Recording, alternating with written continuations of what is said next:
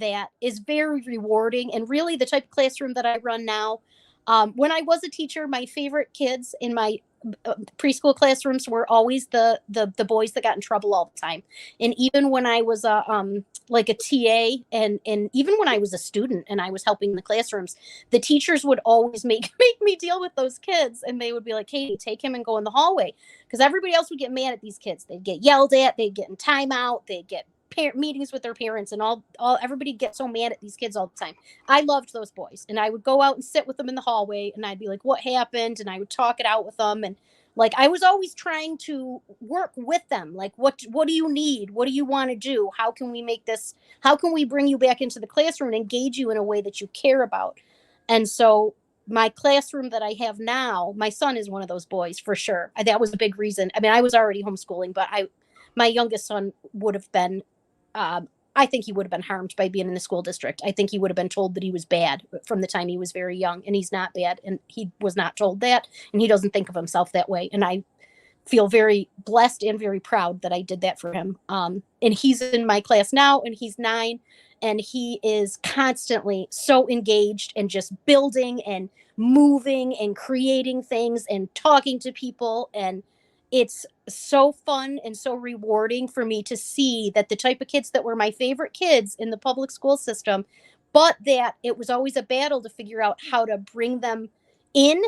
And instead, what I was able to do was go create a system for those kids that includes those kids, that really meaningfully brings them into an environment that they care about and that matters to them, and that allows them to be leaders. Those boys are always the leaders. They're always the ones who know how to negotiate, and they know how to talk to people, and they know how to get people on board. And when you give them a little bit of space to do that, they blossom into it every time. And that is one of my greatest blessings, is being able to run that type of classroom and to see how engaged they are and how much they love it. And it's very, I inside I feel a little bit smug about it. It's like, yes, I was right. I was right about these boys.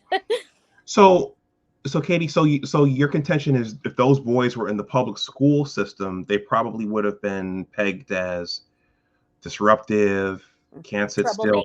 I'm going to show something, and everyone, I'm going to revisit this in a stream by itself, but I read this earlier, and I think this feeds into what Katie's talking about. I want to acknowledge Salchi for sharing this with me when I started inquiring about this. This is a link about homeschooling. I don't have the title queued up. Actually, the title is Research Facts on Homeschooling. Okay, and this is interesting because you just mentioned this. This subtitle says Gender Differences in Children and Youth Respected ? I'll read both of them. I'll read both. One researcher finds that homeschooling gives young people an unusual chance to ask questions such as, who am I and what do I really want? And through the process of asking such questions and gradually answering the questions, home-educated girls develop the strengths and the resistance abilities to give them an unusually strong sense of self. Some think that boys' energetic natures and tendency to physical expression can more easily be accommodated in home-based education. Many are concerned that a highly disproportionate number of public school special education students are boys, and that boys are 2.5 times as likely as girls in public schools to be diagnosed with attention deficit hyperactivity disorder. But you just stated that these guys they have leadership qualities. Absolutely. And if those qualities are allowed to flourish, and if they're developed, those turn into strength. Absolutely. Yes. Interesting.